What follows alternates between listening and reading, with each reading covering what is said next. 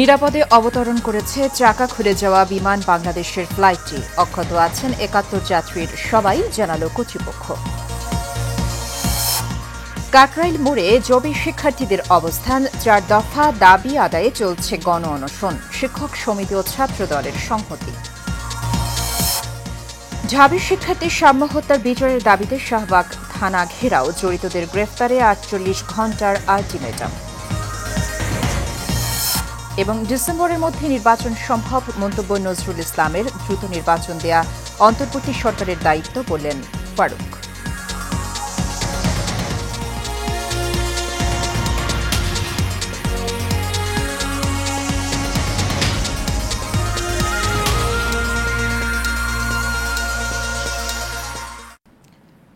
স্বাগত এশিয়ান নিউজে। দর্শক, পুরো সংবাদ জুড়ে সাথে আছি সুবর্ণা গোলন্দাজ। শুনছিলেন বিআরপি কেবল ইন্ডাস্ট্রিজ লিমিটেড সংবাদ শিরোনাম। চলে যাচ্ছি বিস্তারিত সংবাদে। কক্সবাজার থেকে ঢাকায় ছেড়ে আসার সময় চাকা খুলে যাওয়া বিমান বাংলাদেশের ফ্লাইটটি নিরাপদে অবতরণ করেছে। দুপুরে হজরত শাহজালাল আন্তর্জাতিক বিমানবন্দরে অবতরণ করে ফ্লাইটটি। বিমান বাংলাদেশ এয়ারলাইন্সের মহাব্যবস্থাপক এবিএম রওশন কবির জানান, কক্সবাজারের বিমানবন্দরের রানওয়ে থেকে আকাশে ওড়ার পরই বিজি ৪৩৬ ফ্লাইটের পেছনের একটি চাকা খুলে নিচে পড়ে যায়। তবে নিরাপদে বিমানটি অবতরণ করেছে। এতে বিমানটিতে থাকা শিশুসহ ৭১ যাত্রীর সবাই অক্ষত আছেন।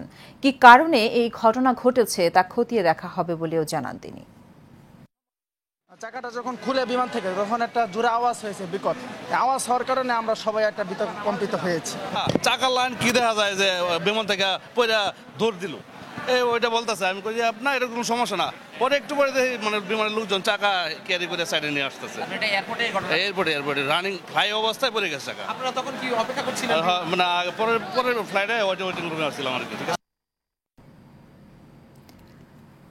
আবাসন ভাতাসহ ৪ দফা দাবি আদায়ে এবার গণ অনশন শুরু করল জগন্নাথ বিশ্ববিদ্যালয়ের আন্দোলনরত শিক্ষার্থীরা। কাকরাইল মোড়ে বিকেলে ৩টা থেকে শুরু হয় তাদের এই কর্মসূচি। পাশাপাশি বিক্ষোভ চলছেই। এতে যোগ দিয়েছেন জবির শিক্ষক, প্রাক্তন শিক্ষার্থী সহ ছাত্র দলের নেতাকর্মীরা। এ সময় সরকারকে যৌক্তিক দাবি মেনে নেয়ার আহ্বান জানিয়ে তারা জানান, দাবি আদায় না হওয়া পর্যন্ত রাজপথ ছাড়বেন না। সোহাগ মিয়ার ক্যামেরায় ওয়ালিদ সিদ্দিকের রিপোর্ট। টানা তৃতীয় দিনের মতো রাজধানীর কাকরাইলে অবস্থান কর্মসূচি পালন করছেন জগন্নাথ বিশ্ববিদ্যালয়ের শিক্ষার্থীরা। আবাসন বৃত্তি চালু করা সহ ৪ দফা যৌক্তিক দাবি মেনে নিতে সরকারের প্রতি আহ্বান জানান তারা। আমি মনে করি এটা আমাদের সাথে খুব অন্যায় হয়েছে। আমরা একটা ন্যায্য দাবি নিয়ে এখানে এসেছিলাম এবং আমাদের চাইলেই এটা খুব সুন্দরভাবে হ্যান্ডেল করা যাইতো। আমাদের শিক্ষকের উপরে হামলা হয়েছে বিনা কারণে, আমাদের শিক্ষার্থীর উপরে হামলা হয়েছে, সেখানে সে কি অন্ধত্ব লালন করছে? এটা আমাদের জন্য দুঃখজনক যে মানে এত পরিমাণে বৈষম্য আমরা এই সরকারের থেকে এটা আশা করিনি। ঢাকা বিশ্ববিদ্যালয় দেখেন, রাজশাহী বিশ্ববিদ্যালয় দেখেন, চট্টগ্রাম বিশ্ববিদ্যালয় দেখেন, তারা সকল সুবিধা পাচ্ছে। এখন আমাদেরটা দেখেন, আমাদের মনে হচ্ছে সবাই এখন কলেজ বলে ডাকে জগন্নাথকে। শিক্ষার্থীদের আন্দোলনে মাঠে আছেন শিক্ষকরা, যোগ দিয়েছেন জগন্নাথ বিশ্ববিদ্যালয় ছাত্রদল, আছেন বিশ্ববিদ্যালয়ের সাবেক শিক্ষার্থীরাও। এ সময় অন্তর্বর্তী সরকারের কঠোর সমালোচনা করেন তারা। আমাদের রক্তের উপর দিয়ে এই সরকার প্রতিষ্ঠিত। এখানে যে সৈনিকরা রয়েছে, এক একজন জুলাইয়ের তীব্র ব্যানগার্ড।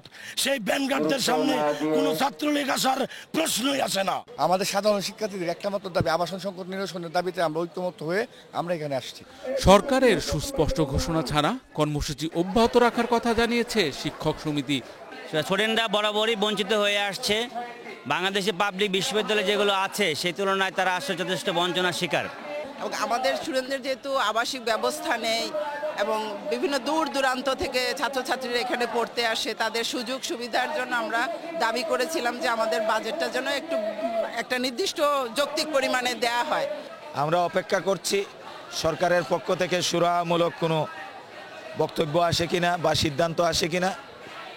যদি সিদ্ধান্ত না আসে তো আমরণ অনশন কর্মসূচি তো সেটা চলতেই থাকবে। অতীতে বারবার আবাসন সংকট সমাধানের প্রতিশ্রুতি দেয়া হলেও বাস্তবায়ন হয়নি। তাই এবার দাবি আদায় করেই ক্যাম্পাসে ফেরার ঘোষণা দিয়েছেন আন্দোলনকারীরা। Walid Siddiqui, Asian television, Dhaka. নিজের হতাশা কাউকে আঘাত করলে তার জন্য আন্তরিকভাবে দুঃখ প্রকাশ করেছেন তথ্য উপদেষ্টা মাহফুজ আলম। বৃহস্পতিবার রাতে নিজের ফেসবুক পেজে দেওয়া এক পোস্টে জগন্নাথ বিশ্ববিদ্যালয়ের সাম্প্রতিক ইস্যু নিয়ে তিনি লেখেন, তথ্য মন্ত্রণালয়ের দায়িত্বে থেকেও জুলাই গণ অভ্যুত্থানে জোরালো ভূমিকা রাখা ও সম্মুখ সারিতে নেতৃত্ব দেওয়া জবি শিক্ষার্থীদের দাবির একটি ফলপ্রসূ সমাধানে তিনি ভিসি স্যার ও অন্যান্যদের সঙ্গে বসেন। পুলিশ বাড়াবাড়ি অথবা স্ব-উদ্যোগে উস্কানিমূলক কিছু করলে ক্ষমা প্রার্থনা ও বিভাগীয় তদন্তের কথা বলতে গিয়েছিলাম, তখনই বোতল নিক্ষেপ করেন একজন শিক্ষার্থী। গত এক সপ্তাহব্যাপী সোশ্যাল মিডিয়ায় একটি দলের নিয়মিত আক্রমণ ও হত্যার হুমকির কারণে ন্যায্যভাবেই অনুমান করেছিলাম এটা হুমকিদাতা দলের কাজ হতে পারে। আমার হতাশা ও ক্ষুব্ধতা কাউকে আঘাত করলে আমি আন্তরিক দুঃখ প্রকাশ করছি বলেও লেখেন তিনি।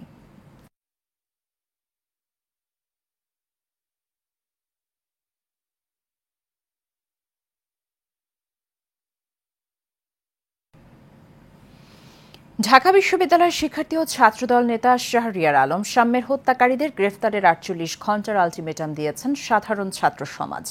বিচারের দাবিতে শাহবাগ থানা ঘেরাও করেছেন শিক্ষার্থীরা। সকালে রাজু ভাস্কর্য থেকে মিছিল নিয়ে শাহবাগ থানার সামনে আসে শিক্ষার্থীরা। সেখানে শাম্য হত্যাকারীদের গ্রেফতারের দাবিতে স্লোগান দেন তারা।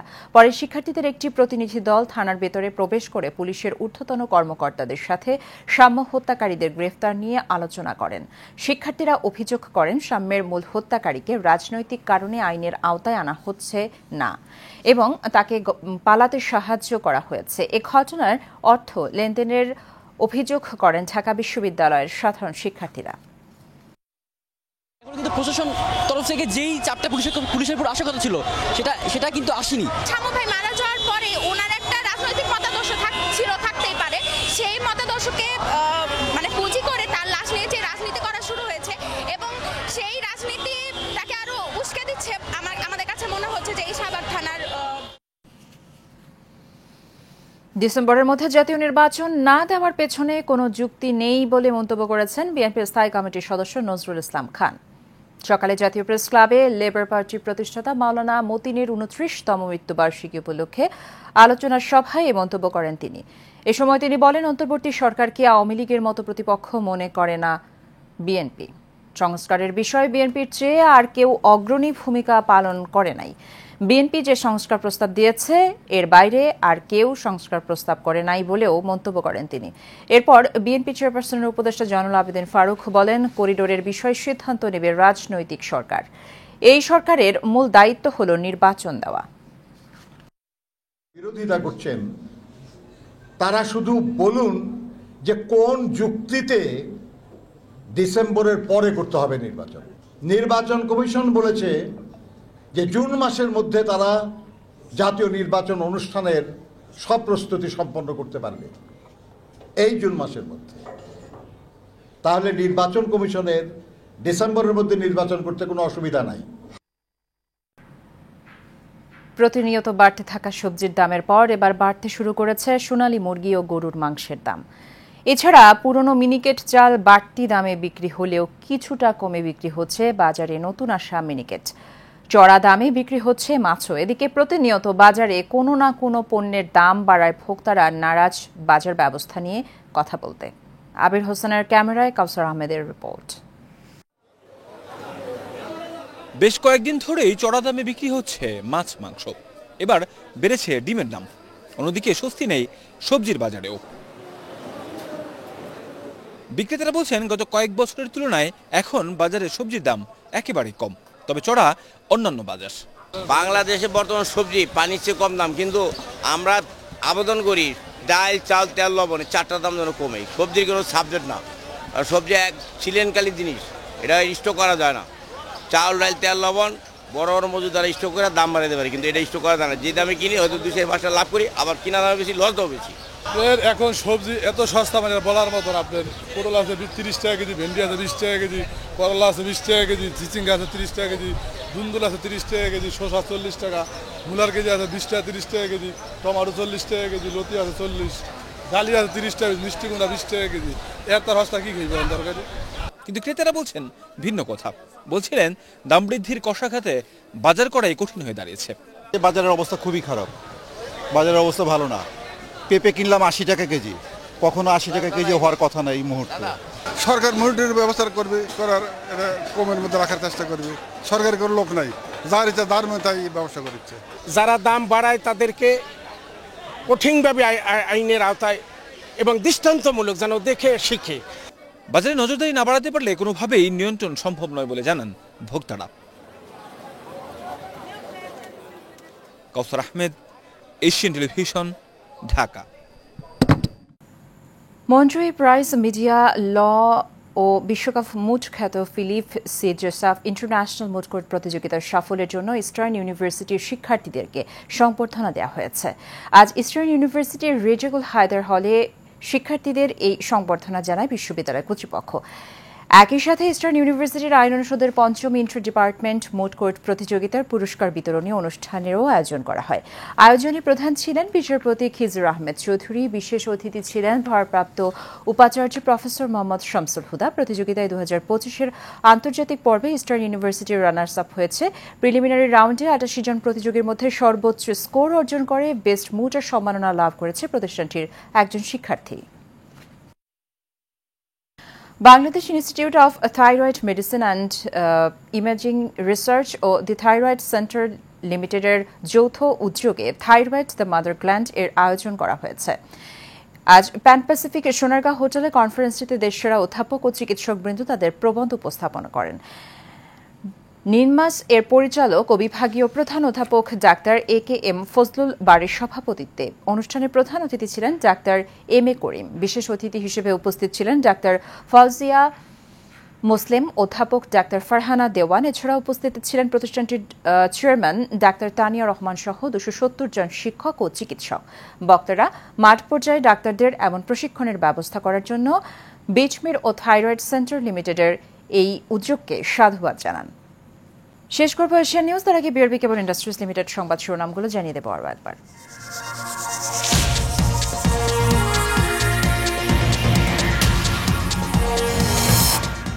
নিরাপদে অবতরণ করেছে চাকা খুলে যাওয়া বিমান বাংলাদেশের ফ্লাইটটি। অক্ষত আছেন ৭১ যাত্রী, সবাই জানালো কর্তৃপক্ষ। কাকরাইল মোড়ে জবি শিক্ষার্থীদের অবস্থান, ৪ দফা দাবি আদায়ে চলছে গণ অনশন। শিক্ষক সমিতি ও ছাত্র দলের সংহতি। ঢাবি শিক্ষার্থীর সাম্যহত্যার বিচার দাবিতে শাহবাগ থানা ঘেরাও, জড়িতদের গ্রেফতারে ৪৮ ঘণ্টার আলটিমেটাম। এবং ডিসেম্বরের মধ্যে নির্বাচন সম্ভব, মন্তব্য নজরুল ইসলামের। দ্রুত নির্বাচন দেওয়া অন্তর্বর্তী সরকারের দায়িত্ব, বললেন ফারুক।